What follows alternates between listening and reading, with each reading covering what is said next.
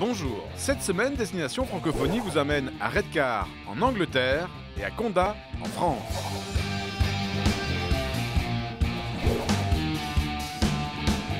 Bonjour, je vais vous emmener en voyage. Et le voyage commence ici, à Redcar, une ville dans le Yorkshire au nord de l'Angleterre. Redcar est une ancienne station balnéaire très marquée par son passé industriel, avec ses immenses usines tout autour. D'ici, nous irons dans un endroit complètement différent, à Condat, un petit village du Cantal au centre de la France. Alors pourquoi ce voyage? Eh bien parce que cette école, Inksfarm de Redcar, est jumelée depuis 10 ans avec l'école de Condat. Une histoire d'amitié et d'échange qui permet à des petits Anglais de partir à la rencontre de petits Français et inversement. Aujourd'hui, un célèbre programme européen donne un nouvel élan à cet échange scolaire. Ce programme, c'est Erasmus+, et cela malgré le Brexit.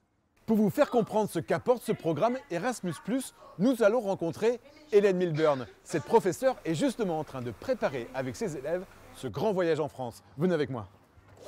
Cela fait plusieurs années qu'Hélène est investie à 100% dans le jumelage entre son école et celle de Condat. Mais Erasmus+ va donner des ailes à cet échange, grâce à des financements pour le voyage de 25 élèves qui ont entre 9 et 10 ans et les activités qui y sont associées. Cette année, c'est la cuisine qui est à l'honneur. Les élèves préparent des recettes de plats français avec une vraie chef dans la cuisine même de l'école, et tout cela avec du matériel acheté grâce à la subvention d'Erasmus+. Les enfants apprennent ce vocabulaire en français avec Ratatouille, la mascotte qui va les suivre tout au long de leur voyage. Cela fait des mois que toute l'école se prépare au grand départ pour la France. Ils suivent des cours de français renforcés avec une professeure française qui habite à Redcar. Ils dansent et chantent aussi tous les jours des chansons qui les motivent dans leur apprentissage de la langue française. Alors Hélène, ça y est, vous êtes prêts pour le grand départ? Oui, moi et tous les enfants sont très impatients de partir. Alors c'est parti, direction Condat.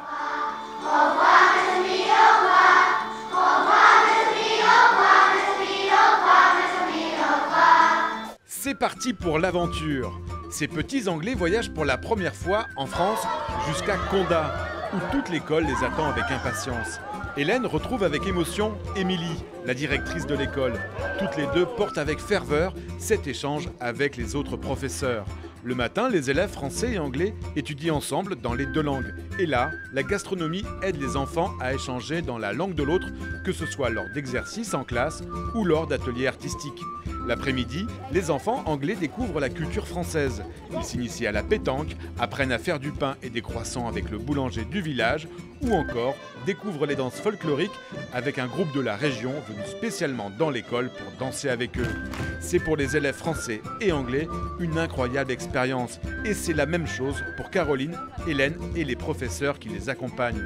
Se lancer dans un jumelage comme celui-ci demande en effet un engagement de longue haleine et de tous les instants. À l'heure du Brexit et du repli sur soi, tous prouvent l'importance de ces liens qui se tissent entre les jeunes Européens, leur langue et leur culture. Tous savent que ce sont ces enfants qui construiront l'Europe de demain. Bonjour. Ah bonjour, bonjour Hélène. Yvan. Bonjour Émilie. Bonjour Yvan. Alors Hélène, qu'est-ce que ce voyage, cette expérience a apporté à vos élèves? Les élèves aiment beaucoup jouer avec les nouveaux copains, et avec là, c'est le nouveau vocabulaire, et aussi le vocabulaire avec les recettes, les ingrédients. Ils découvrent les danses et la chanson et la musique. La première fois, les enfants, c'est très timide, mais après jouer et chanson avec les enfants et danser, les enfants anglais sont très contents. S'ils n'avaient pas les Erasmus, n'est pas le voyage pour les enfants. Et alors pour vous Émilie, en quoi le programme Erasmus a été déterminant pour cet échange scolaire? En clair, sans le financement d'Erasmus, on ne pouvait plus organiser les voyages, ni aucune intervention d'artistes ou de musiciens. Ça donne une autre dimension aux échanges. Dans la cour, quand on les voit dehors, aider les petites Anglaises à faire du pédalo ou autre, c'est magique. Ce qui nous fait vibrer, nous les enseignants, c'est de voir des moments où les petits-enfants français et les petits-enfants anglais arrivent à communiquer autour de nouveaux verbes. Ils peuvent faire répéter avec le bon accent, la bonne prononciation, la bonne articulation. Et ça, s'il n'y avait pas Erasmus pour faire des échanges, on ne pourrait pas amener tout ça aux enfants, quoi. Alors si vous souhaitez en savoir plus sur ce programme d'échange scolaire grâce au programme Erasmus, rendez-vous sur notre site internet. Nous, on se retrouve la semaine prochaine pour une nouvelle destination. D'ici là, bonne semaine à tous sur la planète francophone.